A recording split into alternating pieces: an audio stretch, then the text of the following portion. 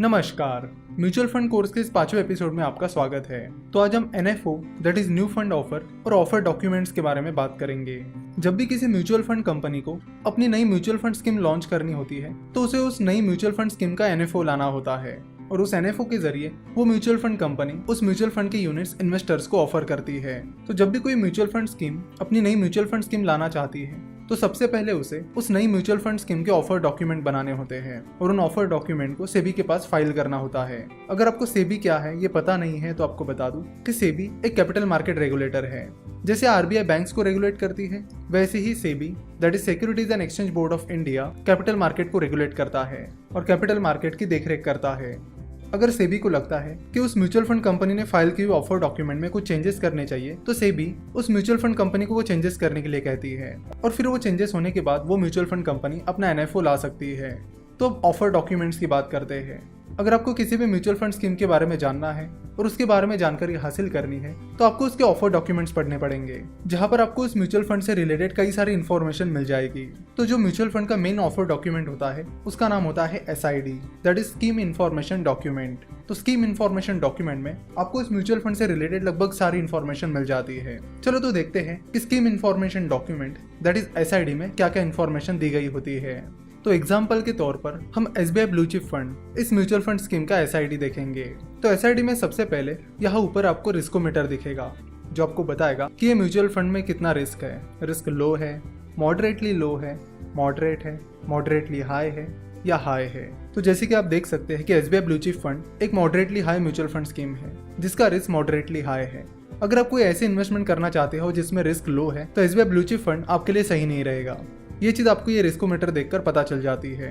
तो उसके बाद यहाँ पर आप देख सकते हो कि स्कीम के हाइलाइट्स दिए गए हैं, यानी ये म्यूचुअल फंड स्कीम कौन से टाइप की है। तो SBI ब्लू चिप फंड एक ओपन एंडेड स्कीम है जो कि लार्ज कैप स्टॉक्स में इन्वेस्ट करती है। देन इस म्यूचुअल फंड का इन्वेस्टमेंट ऑब्जेक्टिव है to provide investors with opportunities for long term growth in capital through an active management of investments in a diversified basket of large cap equity stocks. तो SBI blue chip fund का objective है कि अलग अलग large cap companies में invest करके investors को long term growth opportunities provide करना।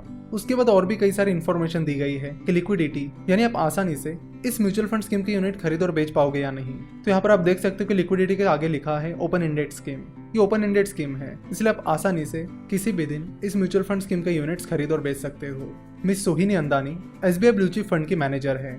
उसके बाद आता है बेंचमार्क इंडेक्स। चलो तो समझते हैं कि ये बेंचमार्क इंडेक्स क्या होता है। कोई म्यूचुअल फंड स्कीम अच्छा परफॉर्म कर रही है या नहीं ये आपको कैसे पता चलेगा। तो म्यूचुअल फंड स्कीम कैसा परफॉर्म कर रही है ये चेक करने के लिए आपको उस म्यूचुअल फंड स्कीम के रिटर्न्स उसके बेंचमार्क इंडेक्स से कंपेयर करने होंगे। हर म्यूचुअल फंड स्कीम का एक बेंचमार्क इंडेक्स होता है। तो यहाँ पर SBI ब्लू चिप फंड का बेंचमार्क इंडेक्स है S&P BSE 100 इंडेक्स TRI। सो अगर SBI blue chip fund S&P BSE 100 index TRI से अच्छे रिटर्न्स देता है तो उसका मतलब है कि SBI ब्लू चिप फंड ने अच्छा परफॉर्म किया है। वही अगर SBI blue chip fund S&P BSE 100 index TRI जितने या S&P BSE 100 इंडेक्स TRI से कम रिटर्न्स देता है तो उसका मतलब है कि SBI ब्लू चिप फंड अच्छा परफॉर्म नहीं कर रहा है। चलो तो देखते हैं कि SBI ब्लू चिप फंड ने अच्छा परफॉर्म किया है या नहीं। तो यहाँ SID में ही नीचे past performance of the scheme दिया गया है। तो यहाँ पर आप देख सकते हो कि SBI ब्लू चिप फंड जब से शुरू हुआ है तब से लेकर 30 अप्रैल 2019 तक कंपाउंडेड सालाना 10.94% रिटर्न दिया है। वही उसके benchmark index S&P BSE 100 index TRI ने कंपाउंडेड सालाना 12.17% रिटर्न दिया है। तो यहाँ पर आप देख सकते हो कि SBI ब्लू चिप फंड के बेंचमार्क ने उससे अच्छा परफॉर्म किया है, यानी इसका ही मतलब है कि SBI ब्लू चिप फंड अच्छा परफॉर्म नहीं कर रहा है। उसके बाद आता है प्लान। तो हर म्यूचुअल फंड स्कीम के 2 प्लान होते हैं, डायरेक्ट प्लान और रेगुलर प्लान। जब आप म्यूचुअल फंड स्कीम किसी डिस्ट्रीब्यूटर या फिर एजेंट के जरिए खरीदते हो तो वो म्यूचुअल फंड का रेगुलर प्लान होता है जिसमें आपको एक्स्ट्रा कमीशन लगता है। वही अगर आप उस म्यूचुअल फंड स्कीम को सीधे उस म्यूचुअल फंड कंपनी से खरीदते हो तो आपको कोई एक्स्ट्रा कमीशन नहीं लगता है और ऐसे प्लान्स को डायरेक्ट प्लान कहा जाता है। तो आप जब किसी म्यूचुअल फंड स्कीम को डायरेक्ट प्लान के जरिए खरीदते हो तो आपको एक्स्ट्रा कमीशन नहीं लगता है। वही अगर आप उस म्यूचुअल फंड स्कीम को रेगुलर प्लान के जरिए खरीदते हो तो आपको एक्स्ट्रा कमीशन लगता है। जब हम आने वाले एपिसोड्स में म्यूचुअल फंड्स को प्रैक्टिकली कैसे खरीदते हैं ये देखेंगे तब हम डायरेक्ट प्लान और रेगुलर प्लान को और डिटेल में समझेंगे। उसके बाद बाकी सारी डिटेल्स दी गई है, जैसे कि अगर किसी को इस म्यूचुअल फंड स्कीम में इन्वेस्ट करना है तो मिनिमम इन्वेस्टमेंट कितनी रहेगी, इस म्यूचुअल फंड स्कीम में इन्वेस्ट करने के लिए कैसे अप्लाई करना होगा, etcetera. Generally mutual fund scheme में 2 तरह से इन्वेस्ट किया जाता है, SIP और लमसम। SIP का लॉन्ग फॉर्म होता है systematic investment plan. Systematic investment plan recurring deposit यानी RD की तरह होता है, जहां पर आप मंथली या क्वार्टरली रेगुलर बेसिस पर एक फिक्स्ड अमाउंट इन्वेस्ट करते हो। जैसे कि अगर आप 1000 रुपए की मंथली SIP शुरू करते हो तो आपको मंथली बेसिस पर 1000 रुपीज उस म्यूचुअल फंड स्कीम में इन्वेस्ट करने होंगे। वही लमसम इन्वेस्टमेंट एक वन टाइम इन्वेस्टमेंट की तरह होती है। जैसे कि अगर आपको किसी म्यूचुअल फंड स्कीम में 10,000 रुपीज इन्वेस्ट करने हैं और वो आप लमसम इन्वेस्टमेंट से करते हो तो आपको रेगुलर बेसिस पर उतने अमाउंट इन्वेस्ट करने की जरूरत नहीं होती। इस तरह लमसम बस एक वन टाइम इन्वेस्टमेंट की तरह होती है। तो यहाँ पर आप देख सकते हो कि अगर आपको SBI ब्लू चिप फंड में लमसम अमाउंट इन्वेस्ट करनी है तो उसकी मिनिमम इन्वेस्टमेंट 5000 रुपए है। तो SBI ब्लू चिप फंड में आप 5000 से कम लमसम अमाउंट इन्वेस्ट नहीं कर सकते।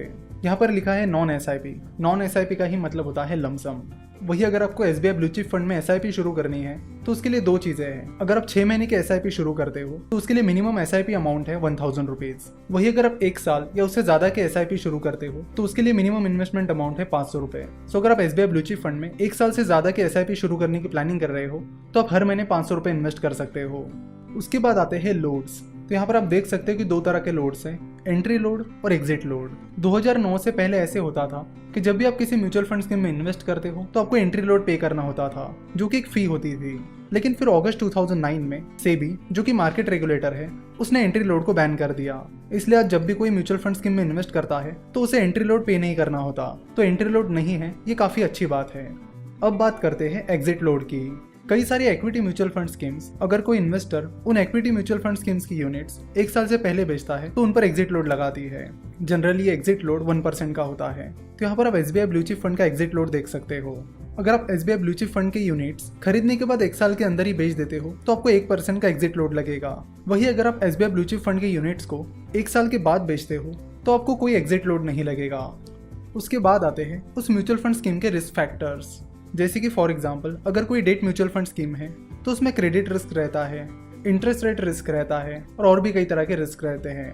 वही अगर कोई इक्विटी म्यूचुअल फंड स्कीम है तो उसके लिए भी कई सारे रिस्क फैक्टर्स हैं, जैसे कि रिसेशन का रिस्क, उस कंपनी के खराब परफॉर्म करने का या फिर फेल होने का रिस्क। तो चाहे वो इक्विटी म्यूचुअल फंड स्कीम हो या फिर डेट म्यूचुअल फंड स्कीम, उसमें रिस्क तो जरूर रहता है। अगर डेट म्यूचुअल फंड स्कीम्स की बात की जाए तो उनमें इक्विटी म्यूचुअल फंड स्कीम के मुकाबले कम रिस्क रहता है।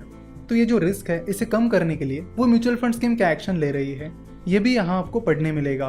उसके बाद यहाँ आप देख सकते हो scheme asset allocation. Scheme asset allocation में आपको पता चलता है कि वो म्यूचुअल फंड स्कीम इक्विटी में कितना इन्वेस्ट कर रही है और डेट में कितना इन्वेस्ट कर रही है।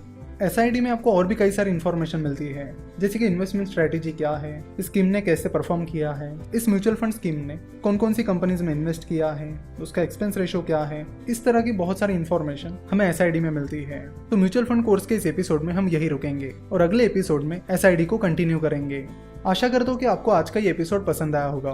Mutual fund, stock market, investment और फाइनेंस के बारे में और जानकारी के लिए आप हमारी वेबसाइट www.finnovations.com विजिट कर सकते हो। हमसे जुड़े रहने के लिए आप हमें फेसबुक, ट्विटर और इंस्टाग्राम पर फॉलो कर सकते हो। हमसे जुड़े रहने के लिए आपका बहुत बहुत धन्यवाद।